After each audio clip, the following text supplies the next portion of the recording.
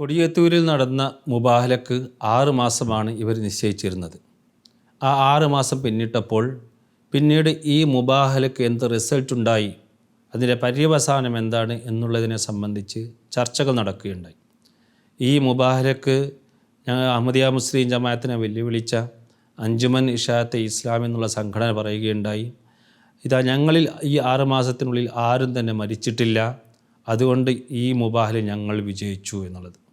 അഹമ്മദിയ മുസ്ലിം ജമാഅത്തിൻ്റെ വക്താക്കൾ പറഞ്ഞത്, ഞങ്ങൾ അള്ളാഹുവിനോട് ദുആ ചെയ്തിരുന്നത്, അള്ളാഹുവെ ഞങ്ങൾ പറയുന്നതും വിശ്വസിക്കുന്നതും കള്ളമാണെങ്കിൽ ഞങ്ങളിൽ നീ കഠോര ശിക്ഷ ഇറക്കണമേ, ലഅനത്തുല്ലാഹി അലൽ കാസിബീൻ എന്നുള്ളതാണ്. മാത്രമല്ല, ഇനി ഞങ്ങൾ സത്യവാന്മാരാണെങ്കിൽ ഞങ്ങളിൽ നീ അനുഗ്രഹങ്ങളുടെ മേൽ അനുഗ്രഹങ്ങൾ ഇറക്കുകയും ചെയ്യണമേ എന്ന്.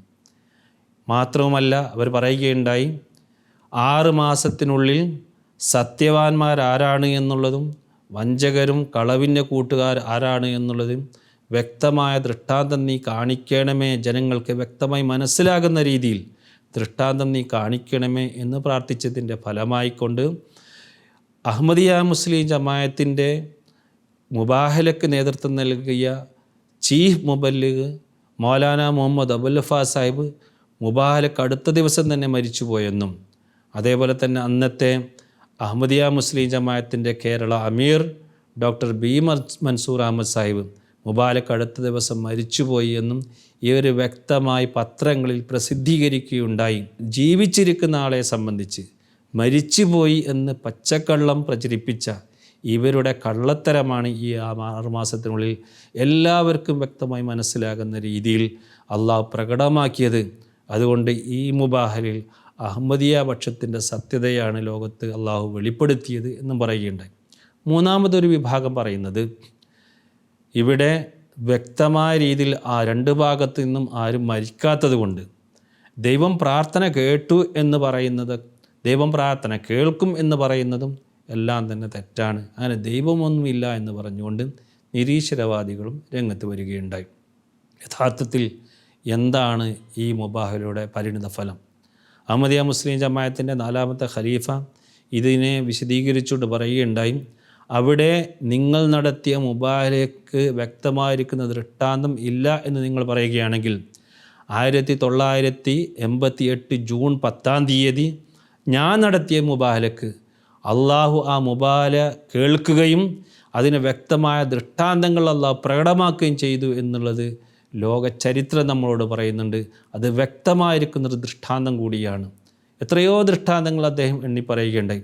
അപ്പോൾ ഞാൻ നടത്തിയിരിക്കുന്ന മുബാഹലയാണ് ശരി എന്നല്ല ഇതുകൊണ്ട് അർത്ഥമാക്കുന്നത്. ഇവിടെ പൊതുവിൽ ദൈവത്തെ സംബന്ധിച്ച് അഹമ്മദിയ മുസ്ലിം ജമാഅത്തും ലോകത്തുള്ള എല്ലാവരും തന്നെ സമർപ്പിക്കുന്ന ലോകത്തുള്ള എല്ലാവരുടെയും സൃഷ്ടാവാണ്, അതല്ലെങ്കിൽ റബ്ബുൽ ആലമീനാണ്, സർവ്വലോകത്തിൻ്റെയും സൃഷ്ടാവാണ് അള്ളാഹു എന്നുള്ളതാണ്. കൊടിയത്തൂരിൽ മാത്രമൊരു ദൈവമല്ല. ഹദ്റത്ത് മീർസ താഹിർ അഹമ്മദ് റഹ്മത്തുള്ളാഹി തആല ആ മുബാഹലക്ക് ആഗോളാടിസ്ഥാനത്തിൽ ആഹ്വാനം ചെയ്യുമ്പോൾ അദ്ദേഹത്തിൻ്റെ മുബാഹല ദൈവം കേട്ടു എന്നുള്ളതിന് വ്യക്തമായ ദൃഷ്ടാന്തങ്ങൾ അദ്ദേഹം കൊടിയത്തൂർ മുബാഹലയുമായി ബന്ധപ്പെട്ട ആ മുബാഹല ഖുത്ബയിൽ അദ്ദേഹം പറയുന്നുണ്ട്. അതിലൊന്ന്, അദ്ദേഹം നടത്തിയിരിക്കുന്ന ആ മുബാഹലയിൽ അദ്ദേഹം പറഞ്ഞത്, എന്നെ സംബന്ധിച്ച്, അതായത് മിർസ താഹിർ അഹമ്മദിനെ സംബന്ധിച്ച് അസ്ലം ഖുറൈശിയുടെ വധിച്ചവൻ, ഘാതകൻ ഈ മിർസ താഹിറാണ് എന്നുള്ള ഒരു വ്യക്തമായിരിക്കുന്ന ഒരു ആരോപണം ഇവർ 5-5.5 വർഷമായി പാകിസ്ഥാനിൽ എല്ലാ സ്ഥലത്തും തന്നെ പറഞ്ഞു നടക്കുന്നു. ആ ഒരു വ്യക്തി വധിക്കപ്പെട്ടു എന്നുണ്ടെങ്കിൽ ഒന്നെങ്കിൽ അദ്ദേഹത്തിൻ്റെ മയ്യത്ത് അല്ലെങ്കിൽ അദ്ദേഹത്തിൻ്റെ മൃതശരീരം നമുക്ക് ഒരു സ്ഥലത്ത് നിന്ന് കിട്ടണം, അതല്ലെങ്കിൽ വ്യക്തമായ തെളിവുകളുടെ അടിസ്ഥാനത്തിൽ എന്ന വ്യക്തിയാണ് അദ്ദേഹത്തെ വധിച്ചത് എന്ന് തെളിയിക്കണം. പക്ഷേ ഈ അസ്ലം ഖുറൈശിയെ സംബന്ധിച്ച് ആർക്കും തന്നെ ഒരു തെളിവുമില്ല. പല പത്രങ്ങളിലും 1983 മുതലുള്ള പത്രങ്ങൾ, പാകിസ്ഥാനിലെ പത്രങ്ങൾ നിരന്തരമായി 83, 84, 85 വർഷങ്ങളിലെ പത്രങ്ങളിലൊക്കെ തന്നെ പലപ്പോഴായി ഈ വ്യക്തിയെ കൊന്നത് ഖാദിയാനികളാണ്, അഹമ്മദിയ മുസ്ലിം ജമാഅത്തിൻ്റെ ആളുകളാണ്, അദ്ദേഹരുടെ ഖലീഫയാണ്. അങ്ങനെ റബുവയിലെ ഒരു സ്ഥലത്ത് അവർ മറവ് ചെയ്തിട്ടുണ്ട്, അവിടെ പരിശോധിച്ച് നോക്കിയാൽ നിങ്ങൾക്ക് അദ്ദേഹത്തിൻ്റെ ആ ജനാസ കിട്ടും എന്നൊക്കെ പറയുകയും, അങ്ങനെ ഇനി അദ്ദേഹത്തെ വധിച്ചത് ഖാദിയാനികളല്ല എന്ന് തെളിയുകയാണെങ്കിൽ ഞങ്ങളെ നിങ്ങൾക്ക് അങ്ങാടിയിൽ വന്നുകൊണ്ട് പരസ്യമായിട്ട് നിങ്ങളെ വെടിവെച്ച് കൊല്ലാം എന്നൊക്കെ അത്രമാത്രം വീരവാദങ്ങൾ പുറപ്പെടുവിക്കുകയുണ്ടായി. അഹമ്മദിയ മുസ്ലിം ജമാഅത്തിൻ്റെ അന്നത്തെ ഇമാം ഇത് മുബാഹലയിൽ ഉൾപ്പെടുത്തി. പക്ഷേ അത് 1988 ജൂൺ 10 പ്രഖ്യാപിക്കുന്നത്. അടുത്ത മാസം ജൂലൈ 10 ഈ അസ്ലം ഖുറൈശി 5.5 വർഷത്തിന് ശേഷം പാകിസ്ഥാനിൽ പ്രത്യക്ഷനാവുകയാണ്. എന്നിട്ട് ജൂലൈ 13 അദ്ദേഹം TV ചാനലിൽ വരുന്നു, പത്രങ്ങളിൽ വരുന്നു. അങ്ങനെ അദ്ദേഹം പത്രസമ്മേളനം നടത്തുന്നു. പഞ്ചാബിലെ IG-യുമായി ചേർന്നുകൊണ്ടാണ് പത്രസമ്മേളനം നടത്തിയത്. ആ പത്രസമ്മേളനത്തിൽ പത്രക്കാർ അദ്ദേഹത്തോട് ചോദിക്കുന്നുണ്ട്, നിങ്ങൾ ഇതേവരെ എവിടെയായിരുന്നു?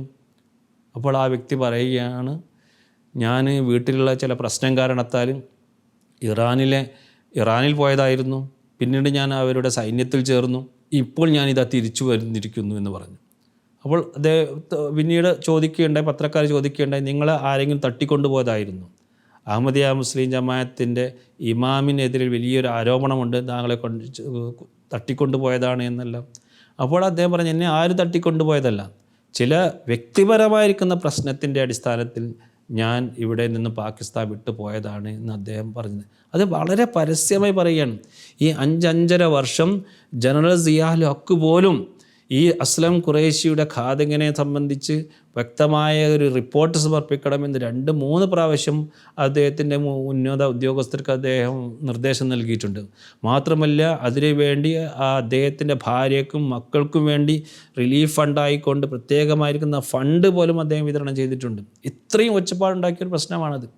ഈ 5 മുബാഹല നടത്തിയ അടുത്ത മാസം തന്നെ 5.5 വർഷം കഴിഞ്ഞപ്പോൾ ഈ ഒരു വ്യക്തി പ്രത്യക്ഷപ്പെടുക എന്നുള്ളതും അതുപോലെ ജീവനോടെ പ്രത്യക്ഷപ്പെടുക എന്നുള്ളത് മുബാഹലയ്ക്കുള്ള വ്യക്തമായിരിക്കുന്ന മുബാഹല നടത്തിയപ്പോൾ അള്ളാഹു ഞങ്ങളുടെ ഹൃദയത്തിൻ്റെ വേദന കേട്ടുകൊണ്ട് അതിന് മറുപടി പറഞ്ഞു എന്നുള്ളത് വ്യക്തമായിരിക്കുന്ന ദൃഷ്ടാന്തമല്ലേ. ഇറാനിലെ സൈന്യത്തിൽ ചേർന്നിരുന്നെങ്കിൽ സൈന്യത്തിൽ വധിക്കപ്പെടാം. പക്ഷേ ആ വ്യക്തി തിരിച്ചു വന്നില്ലെങ്കിൽ ഈ അഹമ്മദിയ മുസ്ലിം ജമാഅത്തിനെതിൽ ഉന്നയിക്കുന്ന ഈ ആരോപണങ്ങൾ പിന്നീട് എങ്ങനെ തെളിയിക്കാൻ സാധിക്കും? അദ്ദേഹം തിരിച്ചു വന്നു എന്നുള്ളതല്ലേ. ഒരു മരിച്ചുപോയ ഒരു വ്യക്തി എന്ന് ഇവർ എഴുതി തള്ളിയ ഒരു വ്യക്തി ഈ മുബാഹലയിലൂടെ ജീവിച്ചു വരികയാണ്. മുബാഹല എന്നുള്ളത് എല്ലാവരെയും കൊല്ലാൻ വേണ്ടിയല്ല. പിന്നീട് ഇതിൻ്റെ പ്രഥമമായ അഭിസംബോധകൻ ജനറൽ സിയാൽ ഹക്കായിരുന്നു. ഹദ്രത്ത് മിർസ താഹിർ അഹമ്മദ് അദ്ദേഹത്തെ മുബാഹലയ്ക്ക് വേണ്ടി വീണ്ടും അത് സ്വീകരിക്കാൻ വേണ്ടി ആഹ്വാനം ചെയ്യുകയുണ്ടായി. പക്ഷേ അഹമ്മദികളെ ക്രൂരമായി മർദ്ദിക്കുന്നതിൽ നിന്നും അല്പം പോലും വിട്ടുമാറാതെ ഈ മുബാഹല പോലും മർദ്ദനത്തിലുള്ള ഒരു കാരണമാക്കി എടുത്തുകൊണ്ട് അഹമ്മദികളെ വീണ്ടും നിഷ്കരുണം അദ്ദേഹം മർദ്ദിച്ചു കൊണ്ടിരിക്കുകയായിരുന്നു. അതിനുവേണ്ടി ജൂലൈ 1 ഹദ്രത്ത് മിർസ താഹിർ അഹമ്മദ് അദ്ദേഹത്തിന് വാണിംഗ് നൽകുകയുണ്ടായി. പ്രത്യേകമായി അദ്ദേഹത്തിൻ്റെ പേരെടുത്തുകൊണ്ടാണ് പറഞ്ഞത്. പിന്നീട് ആഗസ്റ്റ് 12 അള്ളാഹുവിൻ്റെ വിധി ഇതാ പുറപ്പെട്ടിരിക്കുന്നു, ഹിസ്റ്ററി റിപ്പീറ്റ് ഇറ്റ്സെൽഫ് എന്ന് അള്ളാഹു എന്നോട് പറഞ്ഞിട്ടുണ്ട്. ഒരു സ്വപ്നത്തിൻ്റെ അടിസ്ഥാനത്തിൽ അള്ളാഹു എന്നോട് ഇതാ സിയാഉൽ ഹക്കിന് ശിക്ഷ വരാൻ പോകുന്നു എന്ന് വ്യക്തമായി പറഞ്ഞുകൊണ്ട് ഇത് അള്ളാഹുവിൻ്റെ ഒരു തഖ്ദീറാണ്, ഇതിലൊരു വിധത്തിലുള്ള മാറ്റമുണ്ടാവുകയില്ല എന്നെല്ലാം പറഞ്ഞുകൊണ്ട് അദ്ദേഹം 12 ഒരു ഖുത്ബ നടത്തുകയുണ്ടായി. ഓഗസ്റ്റ് 12, ഞാൻ ഈ തീയതി പറയുന്നത് ഓഗസ്റ്റ് 17 പിന്നീട് സിയാഉൽ ഹക്ക് ഒരു വിമാന അപകടത്തിൽ മരിക്കുന്നത്. നമ്മൾ പ്രത്യേകം ശ്രദ്ധിക്കേണ്ടതാണ്. അതിൽ അദ്ദേഹം പറയുന്നുണ്ട്, ഞങ്ങളിത് അള്ളാഹുവിന് മുമ്പിൽ ഈ കേസ് സമർപ്പിച്ചിരിക്കുകയാണ്. ഇവിടെ ഈ ഞാൻ നടത്തിയിരിക്കുന്ന ഈ മുബാഹല സിയാഉൽ ഹക്ക് സ്വീകരിച്ചിട്ടില്ല. കാരണം എന്താണ്? അദ്ദേഹം അതിനെ സ്വീകരിക്കാതെ തന്നെ അദ്ദേഹം വക്രമപ്രവർത്തനങ്ങൾ അതിരുകടക്കുകയാണ്. അപ്പോൾ പിന്നീട് അള്ളാഹു എനിക്ക് അദ്ദേഹത്തെ സംബന്ധിച്ച് വ്യക്തമായ അറിയിപ്പ് നൽകി. ഇവിടെ മുബാഹല സ്വീകരിച്ചതിനേക്കാളും ഉന്നതമായി ഒരു പ്രവചനമാണ് പിന്നീട് അദ്ദേഹം നടത്തുന്നത്. മുബാഹല സ്വീകരിച്ചു കൊണ്ടുകൊണ്ട് അദ്ദേഹം മരിക്കുമെന്ന് മാത്രമല്ല അവിടെ പറയുന്നത്, മറിച്ച് അദ്ദേഹത്തെ സംബന്ധിച്ച് വ്യക്തമായി പേരെടുത്ത് പറഞ്ഞുകൊണ്ട് ഹദ്രത്ത് മിർസ താഹിർ അഹമ്മദ് സാഹിബ് പറയുകയുണ്ടായി, അദ്ദേഹത്തിൻ്റെ വിധി അള്ളാഹു ഇതാ വിധിച്ചിരിക്കുന്നു. അതുകൊണ്ട് ആ ഒരു സ്വപ്നത്തിൽ പണിഷ്മെൻറ്റ്, ശിക്ഷ അദ്ദേഹത്തിന് ഇറങ്ങാൻ പോകുന്നുണ്ട് എന്നെല്ലാം തന്നെ ഹദ്രത്ത് മിർസ താഹിർ അഹമ്മദ് പറയുകയുണ്ടായി.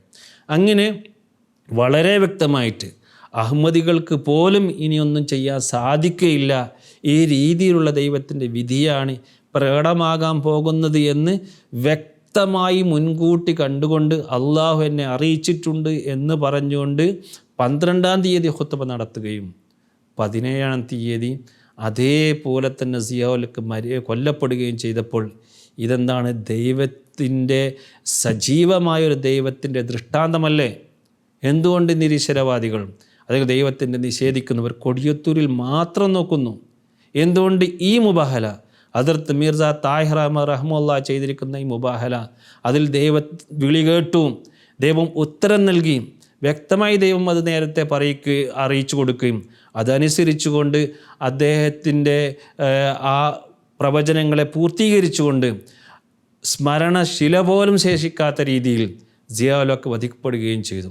മാത്രമല്ല അതിൽ ദുആ ചെയ്തിരുന്നത് മനുഷ്യ കരങ്ങൾക്കതീതമായ രീതിയിൽ അള്ളാഹുവെ നീ നടത്തണമേ എന്നുള്ളതാണ്. സിയാഉലൊക്കിൻ്റെ മരണത്തെ സംബന്ധിച്ച് പല അന്വേഷണങ്ങളും നടത്തി ഇതേവരെ അതിൻ്റെ കാരണം കണ്ടെത്താൻ ആർക്കും തന്നെ സാധിച്ചിട്ടില്ല. അപ്പോൾ ഇവിടെ ഈ മുബാഹല വളരെ വ്യക്തമാണ്. അള്ളാഹു അഹ്മദിയ മുസ്ലിം ജമാഅത്തിനെ സഹായിച്ചിട്ടുണ്ട് എന്നുള്ളത്. ഇതിൽ ആ വീഡിയോയിൽ പറഞ്ഞിരിക്കുന്ന ഒരു ആക്ഷേപം സനാഉല്ലാ അമർസരി, അതായത് അഹ്മദിയ മുസ്ലിം ജമാഅത്തിൻ്റെ ബദ്ധവൈരിയായിരുന്ന സനാഉല്ലാ അമർസരി മുബാഹല നടത്തുകയും അങ്ങനെ മിർസ ഗുലാം അലൈഹി സ്വലാത്തു വസ്സലാം സനാഉല്ലാ അമർസറിയുമായി നടത്തിയ മുബാഹലയുടെ അടിസ്ഥാനത്തിലാണ് മരണപ്പെട്ടത് എന്നുള്ള ഒരു പച്ചക്കള്ളം അതിൽ തട്ടിവിടുന്നുണ്ട്. ഇൻ്റർവ്യൂ നടത്തുന്ന ആ വ്യക്തി തന്നെ സൂഫിയ മഹ്മൂദിനോട് വീണ്ടും വീണ്ടും ചോദിക്കുന്നുണ്ട്, സനാഉല്ലാ അമർസരി മിർസ ഗുലാം അലൈഹി സ്വലാത്തു വസ്സലാം നടത്തിയ മുബാഹല സ്വീകരിച്ചിട്ടില്ല, രണ്ട് കൂട്ടരും ദുആ ചെയ്തിട്ടില്ല എന്നാണല്ലോ വ്യക്തമായി മനസ്സിലാക്കാൻ സാധിക്കുന്നത്. പിന്നെ എങ്ങനെയാണ് മുബാഹലയുടെ അടിസ്ഥാനത്തിൽ അദ്ദേഹം മരണപ്പെട്ടു എന്ന് നിങ്ങൾ പറയുന്നത് എന്ന് പറഞ്ഞപ്പോൾ അതിൽ തന്നെ പറയുന്നത് മുബാഹല സ്വീകരിച്ചിട്ടുണ്ട് എന്ന ഭാഗത്ത് പറയുന്നുണ്ട്, മറ്റൊരു ഭാഗത്ത് സ്വീകരിച്ചിട്ടില്ല എന്നും പറയുന്നുണ്ട്. ഏതായിരുന്നാലും സനാഉല്ലാ അമർസരി മിർസ ഗുലാം അലൈഹി സ്വലാത്തു വസ്സലാം നടത്തിയ മുബാഹല സ്വീകരിച്ചു എന്ന് ആർക്കും തന്നെ തെളിയിക്കാൻ സാധ്യമല്ല.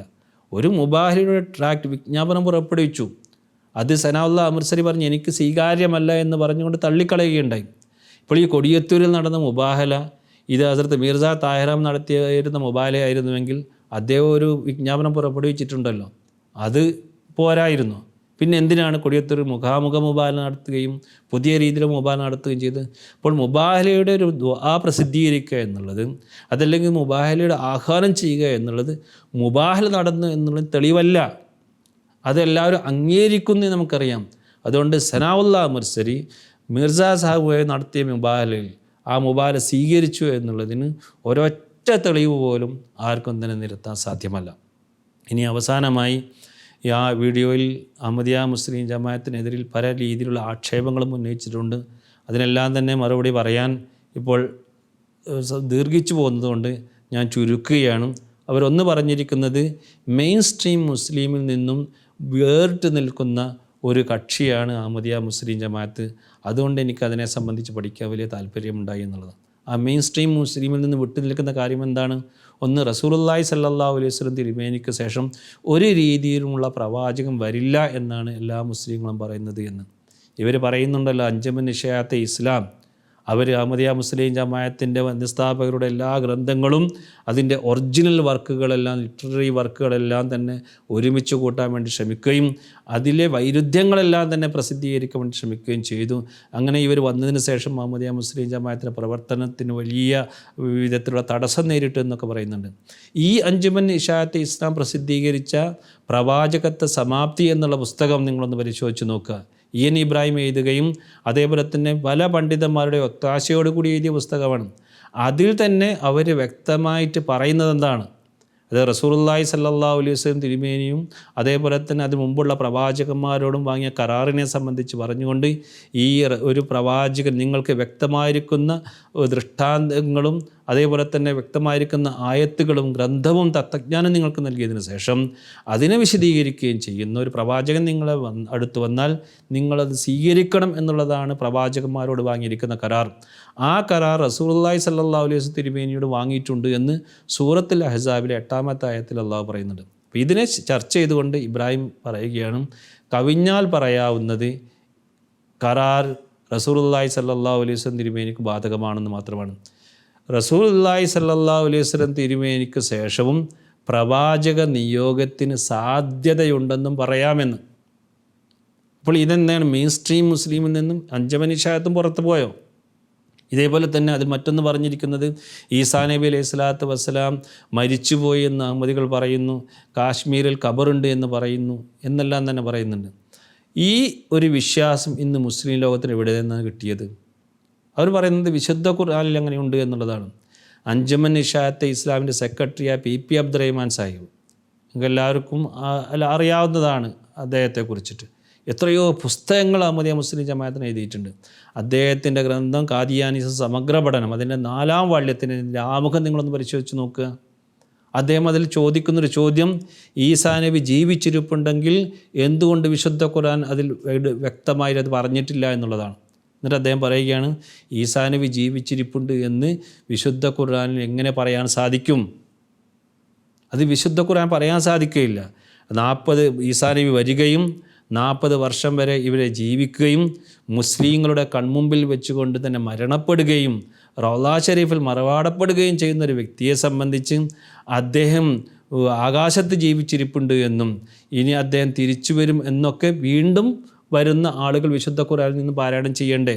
അതുകൊണ്ട് വിശുദ്ധ ഖുർആൻ ഈ ഒരു ഗതി വരില്ല. അതുകൊണ്ട് ഈസാ നബി ജീവിച്ചിരിപ്പുണ്ട് എന്നുള്ളതിന് വിശുദ്ധ ഖുർആൻ ഒരു തെളിവും ഇല്ല എന്നുള്ളതാണ് പി അബ്ദുറഹ്മാൻ എഴുതിയിരിക്കുന്നത്. അഞ്ചമൻ ഇഷായത്തെ ഇസ്ലാം വന്നത് ഞങ്ങളെ സംബന്ധിച്ചിടത്തോളം, അഹമ്മദിയ മുസ്ലിം ജമാഅത്തിനെ സംബന്ധിച്ചിടത്തോളം ഞങ്ങളുടെ പ്രവർത്തനത്തെ വളരെ സുഖകരമായി മുന്നോട്ട് പോകാൻ ഞങ്ങൾ സാധിക്കുന്നതാണ്. മാത്രമല്ല ഈസാ നബി മരിച്ചു പോയിട്ടുണ്ട് എന്നുള്ളതിന് എത്രയോ ആയത്തുകൾ അഹമ്മദിയ മുസ്ലിം ജമാഅത്ത് നിരത്തുകയും ചെയ്യുന്നുണ്ട്. ഇനി അവസാനമായിട്ട് എനിക്ക് ഇത് സംബന്ധമായി പറയാനുള്ളത്, അഹമ്മദിയ മുസ്ലിം ജമാഅത്തിന് ഈ മുബാറക്ക് ശേഷമുണ്ടായ നേട്ടങ്ങൾ എന്തെല്ലാമാണ് എന്നുള്ളത്. ഞങ്ങൾ അനുഗ്രഹങ്ങൾക്ക് വേണ്ടി ദുആ ചെയ്തു. അഹമ്മദിയ മുസ്ലിം ജമാഅത്ത് അന്ന് 120 രാഷ്ട്രങ്ങളിലാണ് ഉണ്ടായിരുന്നത്. ഇന്ന് എത്രയും നിങ്ങൾ എണ്ണി നോക്ക്, 213ഓളം രാഷ്ട്രങ്ങളിൽ അഹമ്മദിയ മുസ്ലിം ജമാഅത്ത് സ്ഥാപിക്കപ്പെട്ടിരിക്കുന്നു. വളരെ ശക്തമായ രീതിയിലൊരു ഇമാമിൻ്റെ മേൽനോട്ടത്തിൽ കീഴിൽ അഹമ്മദിയ മുസ്ലിം ജമാഅത്ത് പ്രവർത്തിച്ചു കൊണ്ടിരിക്കുകയാണ്. അതിനുശേഷമാണ് MTA എന്നുള്ള സംവിധാനം അഹമ്മദിയ മുസ്ലിം ജമാഅത്ത് ഉണ്ടായത്. MTയുടെ 8 ചാനലുകളാണ് ഇപ്പോൾ പ്രവർത്തിക്കുന്നത്. ആ 8 ചാനലുകൾ എന്ന് ഞാൻ പറയുമ്പോൾ 8 ചാനലുകൾ 8 ഭാഷ എന്നുള്ളതല്ല. ഓരോ ചാനലിലും അതിൽ 6ഉം 7ഉം 8ഉം ഓഡിയോ ട്രാക്കുകളുമുണ്ട്. അതെല്ലാം തന്നെ നിങ്ങൾ പരിശോധിച്ച് നോക്കി. ഇത്രയും ഓഡിയോ ട്രാക്കുകൾ കൊടുക്കുകയും അതോടൊപ്പം തന്നെ ലോകത്തെല്ലായിടത്തും തന്നെ അഹമ്മദിയ മുസ്ലിം ജമാഅത്തിൻ്റെ ആ ശബ്ദം, ഇസ്ലാമിൻ്റെ യഥാർത്ഥ ശബ്ദം, ഇസ്ലാമിൻ്റെ ഖലീഫയുടെ യഥാർത്ഥ ശബ്ദം ലോകത്തെല്ലായിടത്തും ഞങ്ങൾക്ക് എത്തിക്കാൻ സാധിക്കുന്നു. മുബാറക്ക് ശേഷമുണ്ടായ ഏറ്റവും വലിയൊരു വിപ്ലവമാണ് അഹമ്മദിയ മുസ്ലിം ജമാഅത്തിനെ സംബന്ധിച്ചിടത്തോളം. ഇതേപോലെ തന്നെ എപ്പോഴും തന്നെ നിങ്ങൾ ആക്ഷേപിക്കാറുള്ളത് അഹമ്മദിയ മുസ്ലിം ജമാഅത്തിൻ്റെ ഗ്രന്ഥങ്ങളൊന്നും നമുക്ക് ലഭിക്കില്ല എന്നുള്ളതാണ്. പക്ഷേ പ്രിയ ശ്രോതാക്കളെ, എനിക്ക് നിങ്ങളോട് വിനയനിതനായി പറയാനുള്ളത്, അഹമ്മദിയ മുസ്ലിം ജമാഅത്തിൻ്റെ വെബ്സൈറ്റ് www.alislam.org നിങ്ങളൊന്ന് സന്ദർശിച്ച് നോക്ക്. ഏതെല്ലാം പുസ്തകങ്ങളാണ് നിങ്ങൾക്ക് ആവശ്യം ഫ്രീ ആയിട്ട് നിങ്ങൾക്ക് ഡൗൺലോഡ് ചെയ്യാം. ഇംഗ്ലീഷിലുള്ള ഏതെല്ലാം പുസ്തകങ്ങളുണ്ടോ അതെല്ലാം നിങ്ങൾക്ക് അതിൽ കിട്ടും.